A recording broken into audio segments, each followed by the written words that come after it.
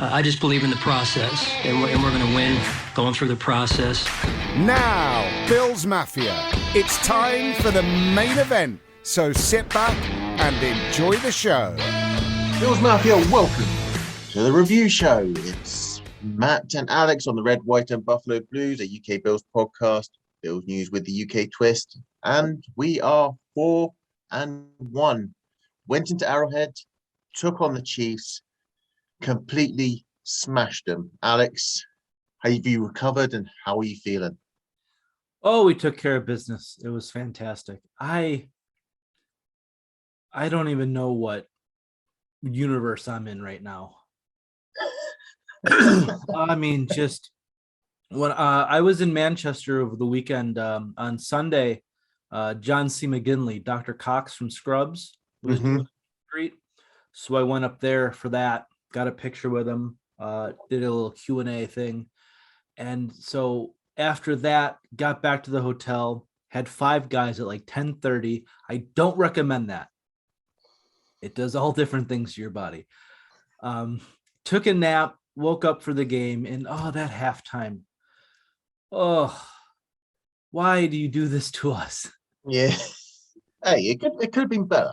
It could rather have that or rather have whoever that British rapper H was in the London game.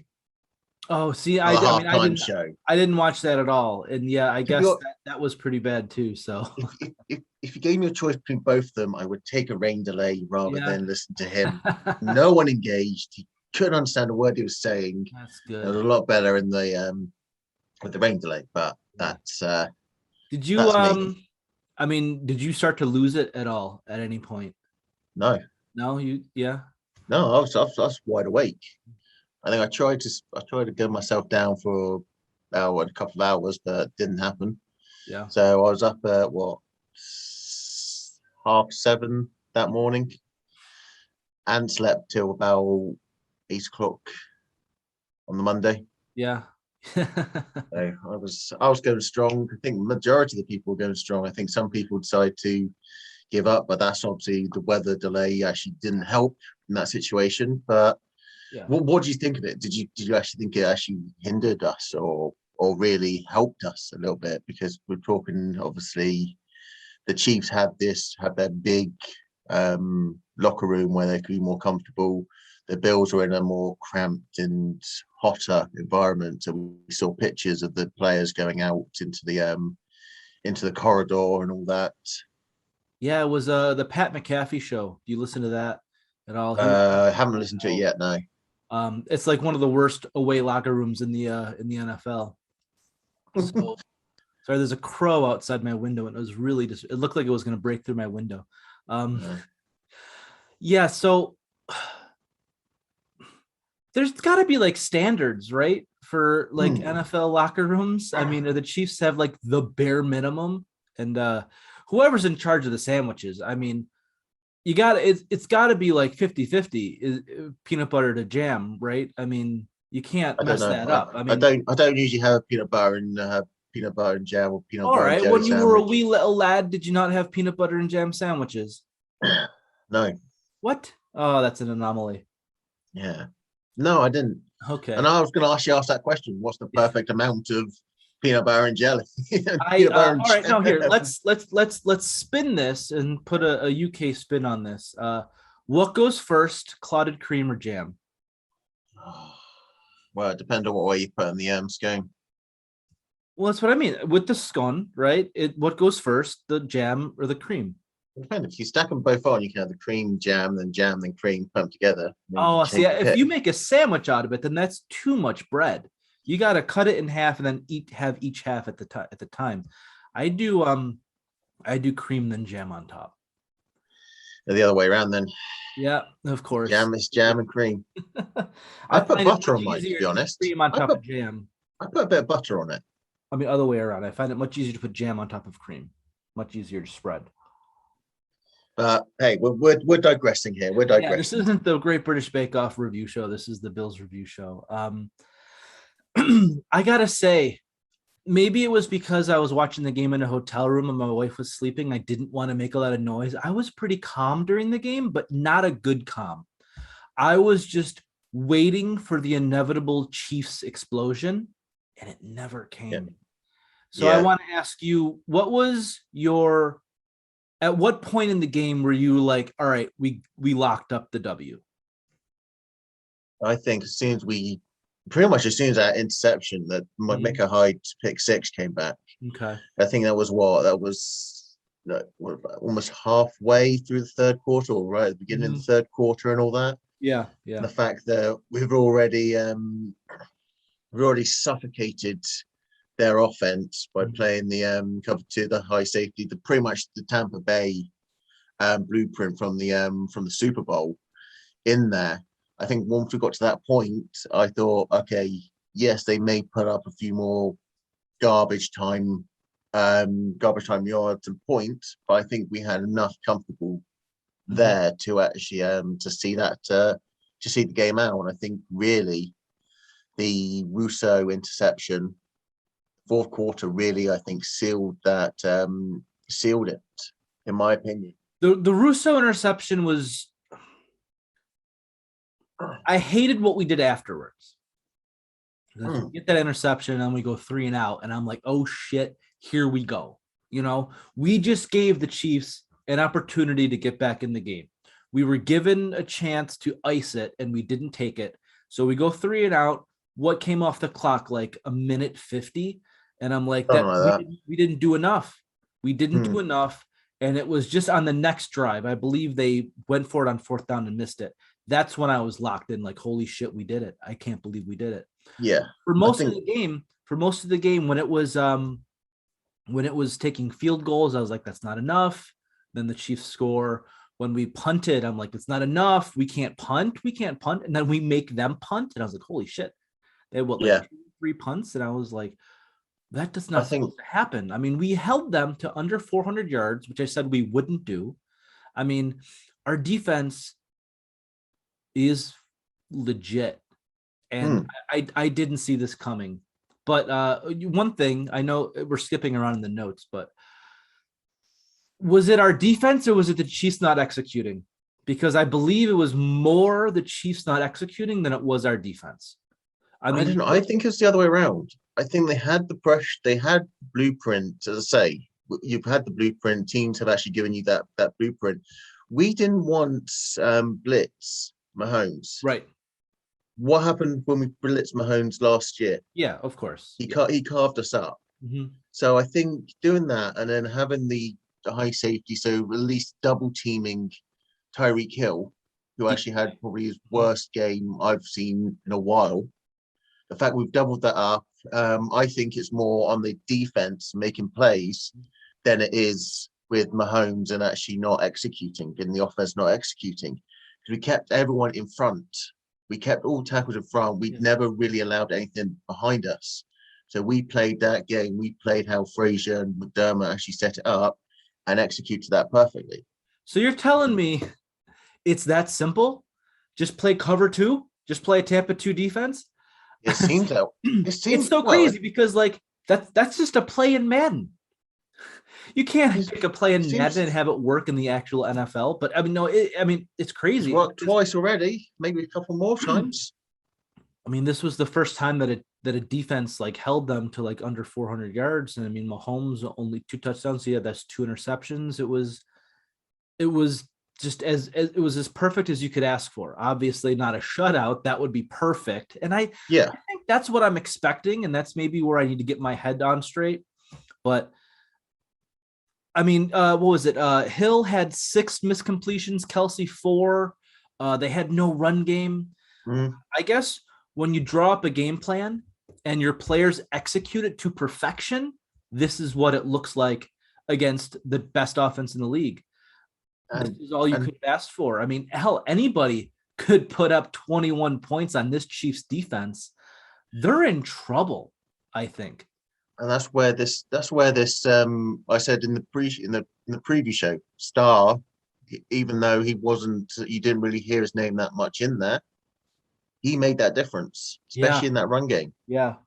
So that's very surprising to me. Like, yeah, I mean, you've talked him up all off season and into the season, and I'm like, I'm thinking in the back of my head because I don't want to challenge you on everything, but like he's just one player. How can just one player affect everything? But that's what people talked about with Chris Jones in the Chiefs defense. They needed him. He needed Star. He'll intentionally, and they showed this on some of the replays, he intentionally eats up 2 offensive linemen, and everybody else just went to work. I know that we only got the 1 sack, but Mahomes was uncomfortable all game long. And it's crazy because like you didn't see that in the Texans game. I mean, everybody elevated their game and brought their A++ game. I mean, Russo, Hughes, Mario Addison, even Boogie, Epinesa, Obata went in the middle. I mean, the timeshare that we have on the defensive line, like we could trade 3 of these guys and get a lot back in return and still be effective. Like we have the best like rotational defensive line in the NFL, I think. I mean, there's none of them are going to make the Pro Bowl, but they're remarkably effective, and that's just great to see. And I mean, you're looking at it. The number 1 overall defense. They're number 1 in pretty much every category. The only ones they're not is the passing touchdowns allowed, which they're joint second. 173.4 yards per passing game second, and they're joint second with 867 passing yards. Obviously, Panthers were top or were joint second, third, or something like that, and they obviously played last night. So it's what we can see and what we can actually say that we've got the freshness. I mean, Milano. If we had Milano, I would probably say that the Chiefs wouldn't even got 20 points on that defense, with that offense if Milano was playing. Tough to say because I mean, what one Chiefs offensive play were you like, wow, there wasn't one. I can't think of one. So like I imagine even if Milano plays, he does. I think it's the same game, honestly. I mean then you'll have the rotation of Klein on early down when they could run, and then Saran Neal comes in. Just nobody missed a beat. I mean, every single player could grade out with an A on this defense. It was unbelievable. Yeah. I mean, one thing I'm going to put out there, and I'm going to stick it out on Twitter as well. What would you say if I said Gregory Rousseau is a top level defensive rookie of the year candidate?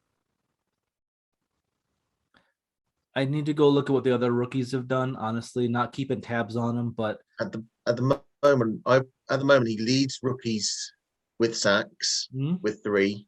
He's second with 1 interception amongst all rookies, and I'm talking this on the defensive line. I'm not talking about cornerback and all that because we know that they're doing their stuff. And he's joint first amongst rookies with 4 tackles for a loss. Okay, so that's a good stat. I'm happy with that stat.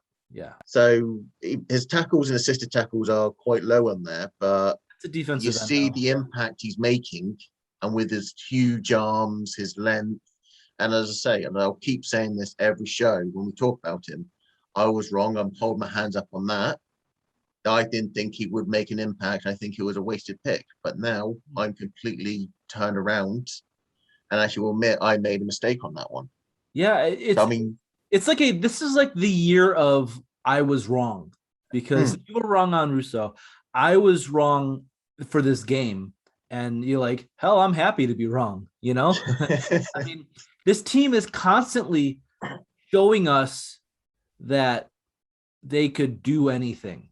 And I could shed a tear right now. Because, I mean, think of all of the struggles that we've had as Bills fans. And here's a team that just, like, planted their flag at center field against the best team in the AFC and said, it's our time. Yep. Holy shit. And what makes it a thing? As I say, I'm going to go back to the first 4 games. I mean, the only one really gave us problems, which shouldn't have given us problems, were Steelers. But since the season opener and that game, we've outscored opponents 156-41. The Steelers game was last year's Cardinals game. Yeah. And punch in the mouth, a wake up call, and then it's us saying, we're not having that anymore. and this ties nicely when we talk about the offense, that the last four straight games they've posted five 4+ of 35 points or more, which is a team record set in 2004.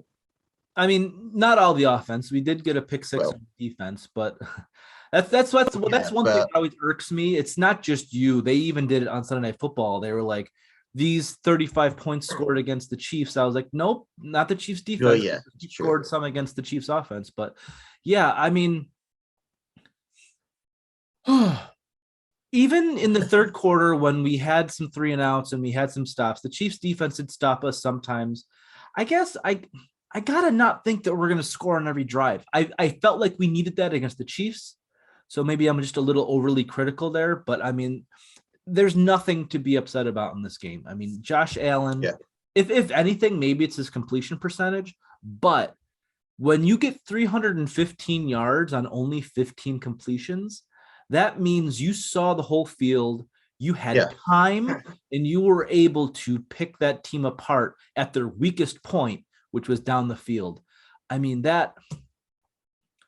we said it in the preview. The Chiefs defense gives up big plays, big yards per completions against. And it's just, I mean, I'm at a loss of words for Josh Allen. Yeah, I mean, he's taking my breath away. We've put up the number. Obviously now after that game, we are, I believe, the number one scoring offense in the league. It might potentially have gone down. I don't know. I'm checked stats. I did this last night before the Ravens game. But number one over scoring defense. Wow. 172 points, 34.4 points a game. Only joint first best in interceptions. We're only actually given away 2 interceptions. Second best in amount of sacks given up, with only 5. And this is from an offensive line that the last 2 weeks have actually been chopped and changed a little bit. Yeah. And against the Washington defensive line that was supposed to get to us. Yeah. And there was no rotation on that O-line for that whole Chiefs game. Everyone was really impressive. Those guys wanted it. And Allen barely got, he did get touched a few times, and we're not going to really go into that because we can talk all day about poor refereeing decisions and every team has some pressure. But when Allen's pressured, he doesn't care. He can get out of it easily, and he can make great plays. One bonehead play with that diving, that throwaway, but I think he was like, right after that, he was like, I don't have to do that. I don't have to. Do this isn't Allen of 2 years ago. There's 2 ups and 2 downs on this offense, I say. Up Dawson Knox, up Emmanuel Sanders, down Cole Beasley, down Gabe Davis. It's like those 2 guys, those 4 have essentially like replaced each other. Whereas last year it was Cole Beasley and Gabe Davis. And then now this year it's Dawson Knox and Emmanuel Sanders. Cole Beasley only 39% of the offensive snaps. I guess let's talk about Cole for a minute. Let's not go into this too much, but is it performance or is it personal? To be honest, I think I read somewhere that it was part of the game plan. I can't remember where I read it. I'd have to go back and probably post up at another time, but I think it was part of the game plan that they would give Beasley a little less time. I think the way the offense started going around with Sanders and obviously with Dawson Knox, you always want to try and play the hot hand where you can and then sprinkle in the other guys on there. I kind of feel that it might be a case that production stepped back a bit. Who knows what it could be? It could be a accumulation of many things. I'm a bit shocked that Gabe Davis is again very low and not being used that much. But I think Emmanuel Sanders is working though. Yeah, I think this game, Gabe Davis. I think the only reason, in my opinion, that they did that was because of what they were actually managed to get, the production-wise, out of Sanders and out of Knox, that they've got so far ahead. they really just they played almost conservative once they got two, 3 scores ahead at the time. Yeah. That really there wasn't much need to bring in the other guys. Maybe they should have to freshen it up and maybe to keep the Chiefs guessing some more. But I just think it was just the way they planned the game plan was. I have changed my tune on this. I used to be of you have your game plan, you know what you do best, you go out and you force that on the defense. But I think we're talented enough and we're coached so well that we can, via film, know exactly what the defense is, where they're weak, and we attack them because we have nearly every piece available to us. We can go 4 wide, or we can go bunch with 2 tight ends and attack Knox that way. We can do play action. We can run out of the gun. We can QB sneak it. Our offense can do anything. Yeah. So why do the same thing every week when you can attack defenses at their weakness? And I think maybe that's what it was. I do want to say that for every time I'm worried about Cole Beasley kind of being an issue, he was the first person to go celebrate with Knox on his touchdown. So that made me happy. I'm just so like on edge. Everything can come together this year. And if there's one distraction in the locker room, that could ruin everything. And I just hope that Beasley's not that. Hopefully him deactivating his Twitter the other night is an indication that he's solely focused on football. And I hope that's what it is. I mean, when you look at the scheming and all that, the Bills went quite heavy on 2 tight end sets and with the tight ends and all that. And they've done that the last two games as well. I mean, Dawson Knox is on pace, currently got 261 yards, 5 touchdowns already this season. He's already smashed what he got last year. Yeah. He's on pace for 887 yards. That would be second on the team? How do you think it's going to go? It could be second on the team. Depends on how much more they get Sanders involved in it. I think it could be at least good for third on the team. Yeah. But what's interesting is you get like Diggs and Sanders at like 9, then Knox at 8. I mean, this team doesn't need a 1,000-yard receiver. You know? I mean, let me ask you a question. You may not know this. Who currently has the record for a season at tight end with the most amount of yards? Tony Gonzalez. For the Bills. For the Bills. Ugh.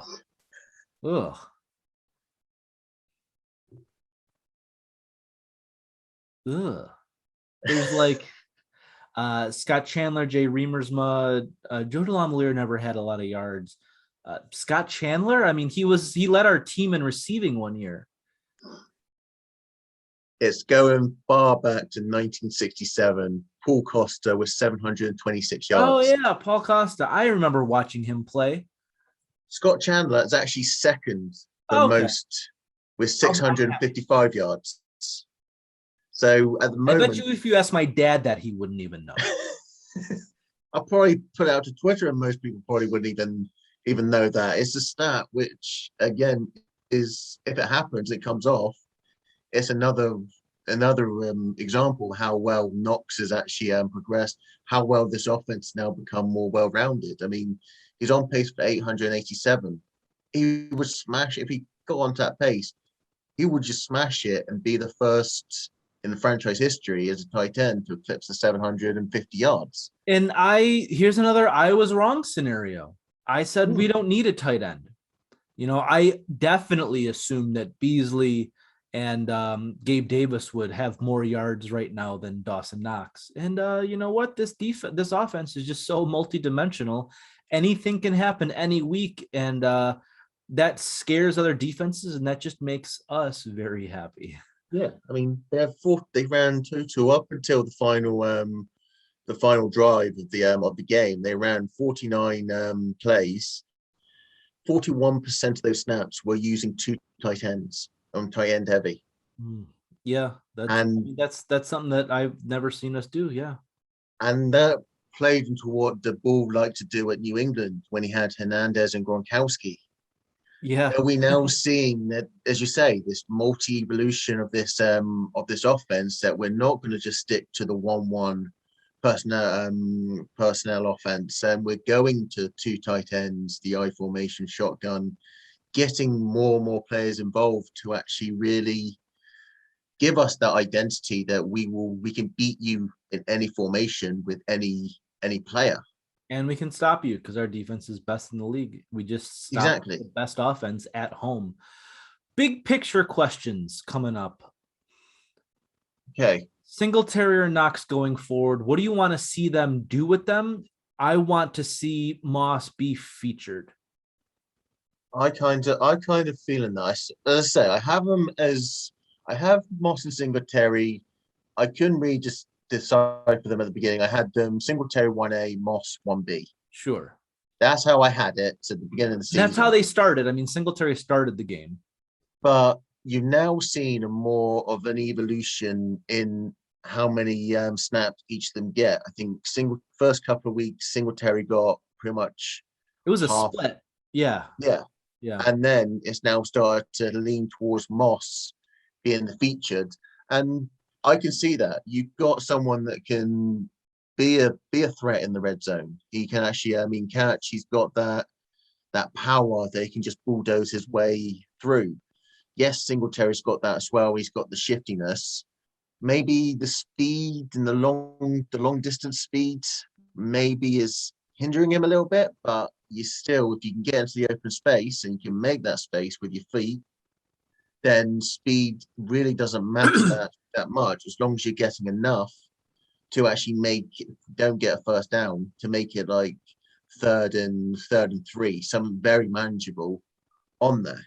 Yeah, I think with our O-line not really being great at run blocking, they're good, not great, they're average. It's not a strength. Moss can fight for 1 or 2 more yards, where I don't think Singletary has that. I think that Moss has better vision in seeing, if there's a hole here, is it going to close? Do I slip through the tackles? I think Moss just has that better. He's hotter right now too. Yeah. And you go, as much as you want to do it, you want to run the hot hands. Yeah, absolutely. And I really do want to see more of Moss, especially because Singletary, 4 fumbles on the year so far. Against Kansas City, you don't want to even risk a turnover, And I think that's why we saw more of Moss, and I think we'll see more of Moss going forward. And that's probably the reason. And that's probably the reason also, I'm just going to put in there, why we're probably not seeing much of Beasley and Davis. Because if they're potentially running the hot hands are going to be your Dawson Knox, your Emmanuel Sanders, and Stephon Diggs. Yeah, I mean, Beasley did have the other game. He had 10 catches, so I mean, we'll use him. Was this just week 5, or was it more important than that? I would say it's about 85% just week 5. Where do you get these numbers from? I just pluck them out. Just pluck them out the air. 85% about just week 5. Okay. And 15% something more. The 15% something more around that is the fact that you've now got that tiebreaker over Kansas. Mm-hmm. So in essence, we are 3 games ahead. So it's more analytical than emotional for you. Yeah. Okay. Yeah, I'm looking at it that way. You're looking at there's like 90 odd percent, I think close to 99% chance that the Bills are going to make the playoffs now, especially with this schedule coming up. Yeah. You've got that 3-game lead on the Chiefs. Okay, yeah, they're 2-4. They're 2-3. They're going to have some trouble, I really feel, going forward. Yeah. So, and as much as you want to say it, you might have a bit of a psychological advantage. Not much, but a little bit if you have to face the Chiefs in the playoffs, and the fact that at home, hopefully. At home, yeah. You're looking at the fact we could potentially, I think it's going to be really a fight between the Chargers, us, and possibly the Ravens, maybe, for that number 1 seed. But I think we have enough on there to get that number 1, to get that by a couple of weeks, and then watch it play out. I mean, you're looking at the rest of these teams, and you think they're all winnable games. I say we got third easiest schedule. Chargers, they've actually impressed me quite a lot. Mm-hmm. Don't get me wrong. I've been impressed by what the Chargers have actually managed to do. The Ravens are the Ravens. So we can beat them. Yeah, there's ways and means about it. So 15% of me is actually saying that this is a lot more than just a win, but 95% of me will keep their 85. feet on. What did I say? 85. I say You said 85. Okay, 85 is actually me keeping my feet on the floor and staying a bit more grounded. Just saying that, yes, we beat the favorites for the AFC. We've beaten the team that went to 2 straight Super Bowls, won one, lost one. No, don't care about that. But we went into them with that fans, and they are one of the loudest stadiums in the world. And we actually they were ready. I mean, they knew that how big this game was. We gave Mahomes a beating. I think his worst defeat by ended up being 18 points at home in the regular season. Okay, you got the Super Bowl where he only scored 92 things they won, but at home, in Kansas in the regular season, that defeat was Mahomes' worst in result score. So for me, it's, as everyone says, you take it one game at a time going forward. And that's where I think majority of me is at right now. I think the other bit is going to say, yeah, we've almost got this number 1 seed locked up. We'll see how we go next week. Way too early to say that. Yeah, that's what I mean. I think part of me is saying that I've got that, but the majority of me is actually saying it's stuck on a stuck feet down and just play a game at a time. Just play what's in front of you, because you never know what's going to happen. Like I say, the Jets beating the Titans. Yeah, I mean, I definitely see Allen versus Mahomes as a modern day Brady Manning, and you want to be the Brady in that scenario. I mean, when Manning was with Indy, I mean, Brady had him 8-4. He's 11-6 overall in their career.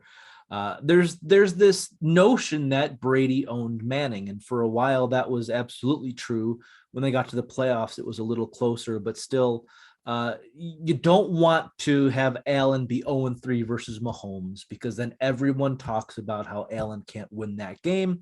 And now we did it convincingly, and I'm very happy to see that. And I bet we'll see them again in the playoffs. With where we're at now, I was listening to Joe Biscaglia's podcast, The Buffalo Beat. Great stuff over there. He did say that, we know who the teams are now. I mentioned that in our preview show when we were looking at the stats. The stats don't lie anymore. The stats are an example of who teams are. With that in mind, I wanted to go through the rest of the schedule one more time, real quick, just to see what the Bills end up with. We know what I mean, this example here of what we did against Kansas City, big impact on, I think, what the rest of the schedule looks like. So at Titans Monday Night Football, I think we're going to go out there and win. All right. Bye week. I don't like this early bye week. Not a big fan of it. If we've got the momentum, if we've beaten Titans, then yeah, I would be pissed with it, because you're taking a week out and you want to keep that momentum going. I just think late season health is so important. I'd rather have a bye week in week 12. Home Miami. That win. At Jacksonville. Win.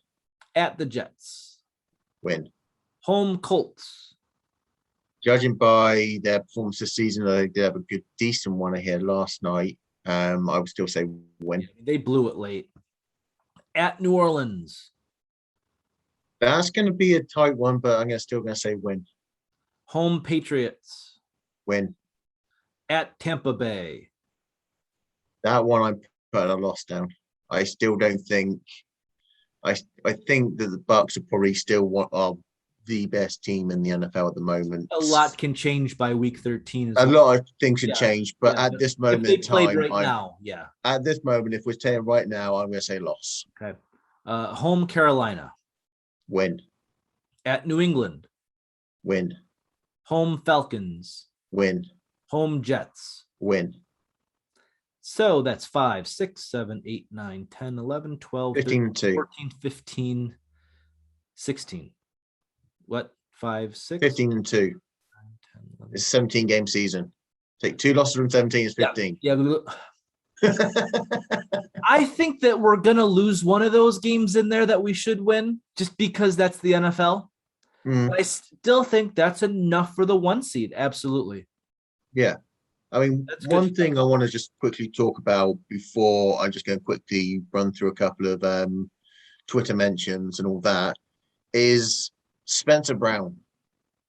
I mean, last week I said is it too early to just throw him to the wolves against the Chiefs? Obviously, at the time, we didn't know Chris Jones was actually playing, but even without him, they still had a very solid game, Spencer Brown.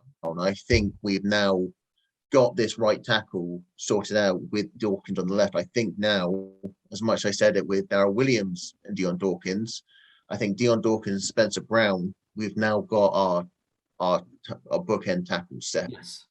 And it's now just working on this middle. I mean, as I say, there was no rotation at all in this game. Yeah, so weird. I mean, you think Cody Ford's done with us? Yeah. Yeah. It's possible that he is. I don't know if it's mental or if it is performance based, but it's a game and it's very solid. And I think that we just need those 2 pieces. Find those. I think Mitch Morse may still be safe. We just need to find those 2 interior, whether Darrell Williams develops into a right guard or not. Find those 2 interior guys, and I think that's a solid O line. Feliciano's fine on the left side, yeah. Yeah, Yeah. I don't get. I'm talking about more. I'm looking towards now the future a bit more. I mean, Feliciano, what is he? 32, 33 Well, same thing at the with moment. Williams. Yeah, Williams got some on him too. So yeah, but you're looking at. I'm trying to look more towards the future. I mean, in the interim, like next year or 2, that would be a top offensive line. But going forward, maybe you get in this draft and next draft, just get those 2 little pieces that you need. And I think this interior line becomes probably one of the best we've had in God knows how long. They're keeping Josh Allen upright so far this year, so that's all we can ask for, right? Yeah. So what I'm gonna do, I put out a couple of tweets on Twitter. Go to RWBB_podcast for this. I just asked for people's opinions on the game. Pretty much after some of them did wait a day to actually respond. We waited a day to do this. I mean, there was no way we were doing this yesterday. We would have been zombies. That's true. Jamie McAndrew actually said the management team had a plan and the players executed it well. He won't be too excited about the Bills' chances till we start getting better in the better half of the ref decisions. Again, we're not going to go I'm there. happy that we didn't talk about the refs. I mean, it's one game into another. It'll change. It's just it sucked, but what can you do? The voice of reason on Twitter, he says a diehard South Dakota-based English-born mafioso. Why is he still pissed about the loss to the Steelers? Yeah, I get that. The majority of people are. Week 1, what are you going to do? And Chad Southam saying Dawson Knox is the best tight end in the history of football. Josh Allen is worth more than the whole of USA. And Emmanuel Sanders replacing John Brown's a cheat code. Yeah, absolutely. I mean, Davis stepped in nicely for Brown last year, but I mean, Emmanuel Sanders, I'm going to buy a Sanders jersey. He deserves it. In every time he talks, it's just verbal gold. And his performance on the field is just, chef's kiss. It's been fantastic. Yeah. And the last one, I put a discussion up there to see if we can get people interested, just saying, this is a statement win. Is this a statement win that we've been waiting for? And is it also a case that the Bills pretty much have locked the number 1 seed in the AFC in there? I've had a couple of responses on that one. I've had Robert Woods actually saying no, Chargers and Raiders will be a problem. Lucky they play each other next week. The Raiders? Ravens. Yeah. Ravens. Yeah. Raiders. No, I would have said Ravens. I would have said Raiders until like the last couple of weeks, but How about the not last anymore. couple of hours with the whole John Gruden thing? That's true. That's true. They might be better off without him, honestly. Yeah. So Yeah. I don't know. And then another one, the last one's from Rich Sexton, saying yes to the first part that it's a statement win, no to the second. It's more of a we belong type moment. Oh yeah, I mean, I think last year was us saying, "Hey, we're contenders in the AFC," and this last game was, "Hey, we're contenders for the Super Bowl." I mean, there's no doubt anymore. Absolutely. So psychologically, it's important, but it's really a we belong. We need to get this going. Get this. Well, it was the moving along narrative, forward. right? I mean, we like being hunters, you know. I mean, the Chiefs were the hunted. I mean, everyone wants to be the best they can against the Chiefs. Everybody on our schedule coming up, bar the Bucks, they're gonna bring their A game because hey, we want to beat the Bills. They're the best team. We gotta do our best to beat them. No one's gonna come and say, "Oh, it's just the Bills" anymore. You know, it's like, "Oh, it's just Josh Allen." You know, look at his first few years. It's like, holy shit, we got to do the Bills now. All right, let's go and get them. You know, every team is gonna bring that little extra, to our games now. Bring it on. Yeah. So before we sign off, is there anything else that you want to add to no, this? I'm good. I think I'm gonna go take a nap now. And we've gone through about talking about stupid penalties, stupid commentators, stupid analysts, and all that, which is a good thing. Yeah. Sweep that under the carpet. Yeah. Don't give them any airtime. No. So, so all we say is keep following us at UK _Bills on Twitter, and we've hit 4,000 followers. Can we get that up to 5,000 by the end of the season? Possible. We can. It's all up to you guys out there to actually to do that for us. At RWBB _podcast for the podcast Twitter, Buffalo Bills UK on Facebook and YouTube. And I'll tell you that there is going to be a top guest coming in a couple of weeks for the bye week. Ooh. I know you know it, Alex. I told you about it. No one's going to get any more hints other than I'm just going to give one hint. It's a former Bills player. It's a former Bills player. That's the only hint. That narrows it down. Narrows it down. But that's all I'm gonna say on that one. No. So keep an eye on that. So definitely hit the subscribe, the follow button, and the like button, the share button, and all that. And just keep growing this base. Next week we go to Titans again. Unfortunately, the Fitzrover Bell won't show it, but we're back after the bye week with the Dolphins, Fitzrover Bell, Moortown Bell on the 7th of November. Save the date for the party. I'm going to be there. I'm going to make sure I'm there for it. Yeah, buddy. And all I can say is from Alex and myself, it's thank you for listening. Good morning, good afternoon, good evening. Thank you for tuning in. And let's go Buffalo Bills. Go Bills.